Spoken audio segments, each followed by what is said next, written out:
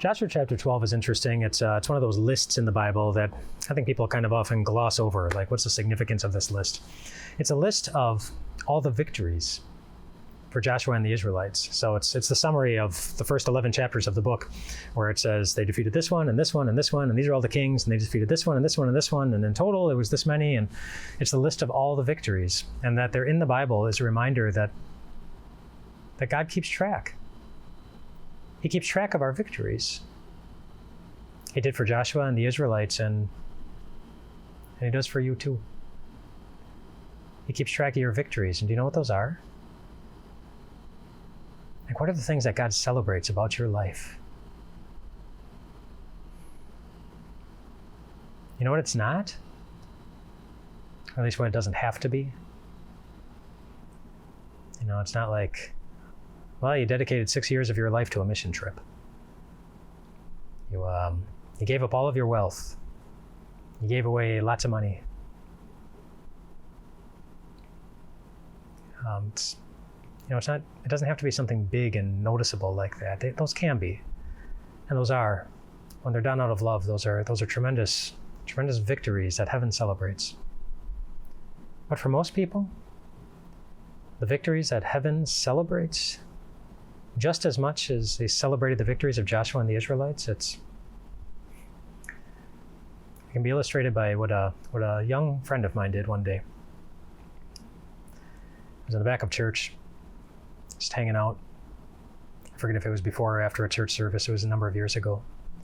And this little girl comes walking up to me and she says, "Hey, Pastor, do you want a cup of water?" "Hey, Pastor, do you want a cup of water?"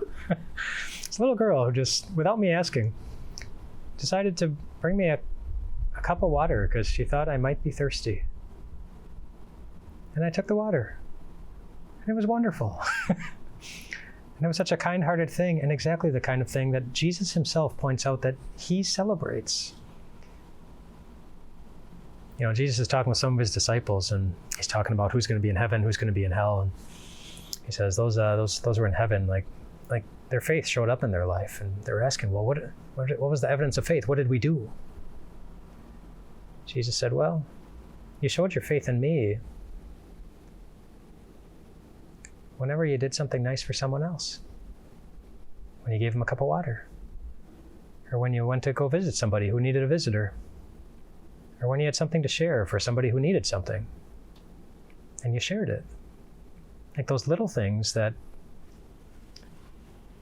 aren't recorded in the Bible, that don't typically make it onto the pages of your diary, and that nobody else sees except God. Now, because nobody else sees them, you might start to think that, boy, the little everyday tasks that you do for your children, they're not all that important. They're not very victorious. Or the sacrifices that you make over and over again for your spouse, and they don't even know it. And well, it's nothing all that big. Or the times that you hold your tongue. Or the times that you listen more than you speak. The little things that you do. Holding someone's hand, giving them a hug, spending time with somebody who needs a friend. Jesus identified those things as the kind of victories that heaven celebrates. So keep doing them. And when you get tired, because you will, like even Jesus knows that, we get tired of serving. It's hard to serve. We get fatigued. Just remember then the greatest victory of all that we have to celebrate. That God never tires of loving you. God will never tire of serving you. You get to rest. You do get to take a break. You do get to give yourself a break. And sometimes just rest in the eternal, everlasting arms of your God, who will always care sufficiently for you, who is always eager to share his greatest victories with you. Rest well tonight, my friends.